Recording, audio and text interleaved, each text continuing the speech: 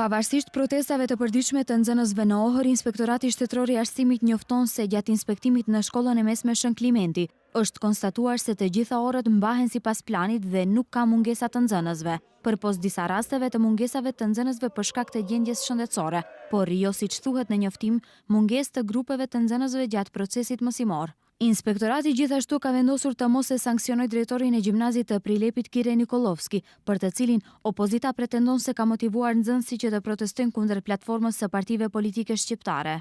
Bazuar në kontrollin inspektorial të kryer në shkollën e mesme Mircea Acev në Prilep, nuk janë plotësuar kushtet e nenit 109A paragrafi 1 alinea 1 dhe paragrafi 2 nga ligji për arsim të mesëm për ekzistimin e shkeleve dhe shqiptimin e sanksionit.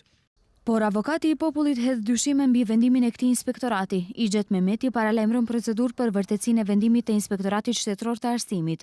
Nuk guzon inspektorati të sillet në atë mënyrë dhe të dëshmon apo të thotë se nuk kemi prova, kur prova kemi nga mediumet, kemi bile dhe deklarata nga drejtorët e shkollës. Gjithsesi se avokati i popullit monitoron apo kontrollon edhe punën e inspektoratit.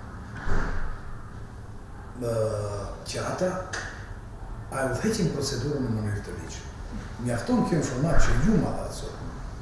Ju them se prej sot ne do të hapim procedurë pranë zyrës avokatit të popullit ndaj inspektoratit të arsimit, që të vlerësoj në procedurë se inspektorati a punon konform ligjit apo edhe ata janë të politizuar dhe tentojnë që të mbyllin procedura apo provat të cilat nuk ka nevojë të dëshmohen ata të marrin. Nga ana tjetër, ambasada e fëmijëve me gjashtë thot se pjesëmarrja e fëmijëve dhe të rinjve në protesta rrezikon bashkëjetesën.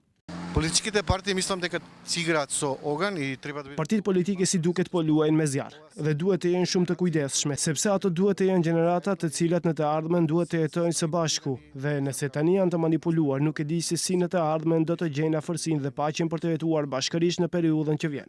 Apeli jonë është që drejtuesit e shkollave dhe kuadrit arsimor që të fokusohen në funksionimin e arsimit dhe të punojnë vërtet për atë gjë për të cilën janë zgjedhur pavarësisht se në cilën parti politike bëjnë pjesë.